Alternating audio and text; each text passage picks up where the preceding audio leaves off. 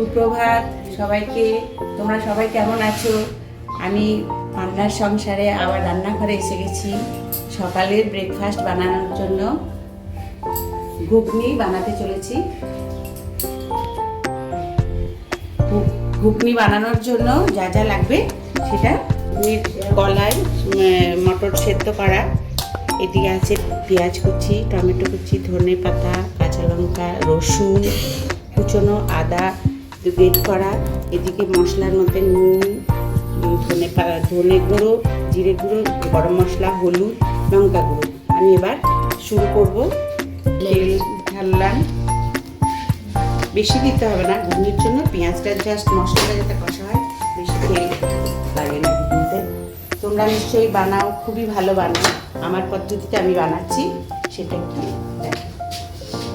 তো একটু চিনি দিয়ে দিলাম যাতে কালার আসে, তেলের মধ্যে যাতে লাল হয়। জিরে, একটু শুকনো লঙ্কা দিয়ে দিলাম। এবারে আমি তেলের মধ্যে পেঁয়াজটা দিয়ে দিচ্ছি।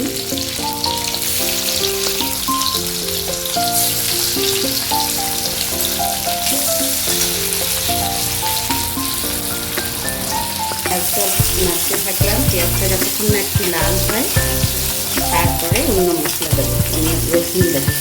করে নিই, দিলাম রসুন,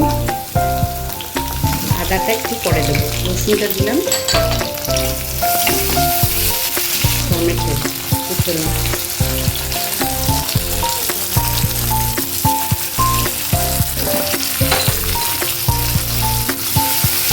করে দেবো, লঙ্কা একটু ভেঙে ভেঙে দেবো, খেলা করবো। এরপর লাল হয়ে গেলে টমেটোটা একটু কেটে কেটে পেস্ট করে নিই, দেবো আদার পোড়া,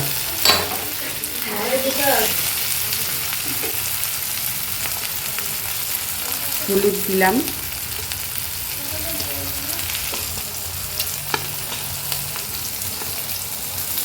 এরপরে ধনে গুঁড়ো, প্রয়োজন মতো ঝালটা দিতে হবে, কারণ বাচ্চারা খাবে, যে যত বেশি ঝাল খাবে সেরকম ভাবে পরিমাণ দিতে হবে। এটা হচ্ছে জিরে গুঁড়ো, নুন, বেশি মিষ্টিও ভালো লাগে না, একটুখানি চিনি দেবো। প্রথমেই তো চিনি দিয়ে দিয়েছি, কারণ সেটা কালারের জন্য। আমি নাড়তে থাকবো। এরপরে আমি একটু চিনি অ্যাড করবো। যে মিষ্টি খাবে মিষ্টি দিয়ে দেবে, কারণ বেশি মিষ্টি মিষ্টি তরকারি ভালো লাগে না। এরপর আমি এটাকে ভালো করে পেস্ট করে নিলাম।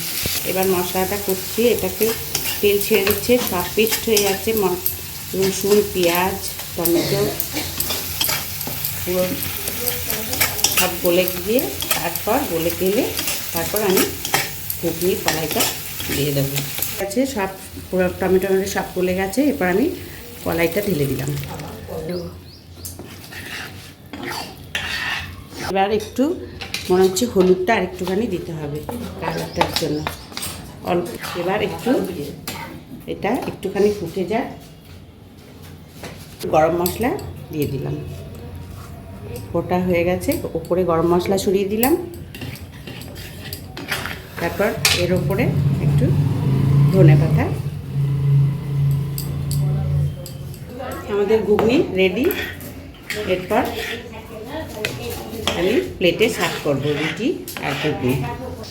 এবার এই ঘুগনি রুটি সার্ভ করা হয়ে গেল প্লেটে। এবার সবাই খেতে বসবে। তোমাদের কেমন লাগলো জানিও। ধন্যবাদ।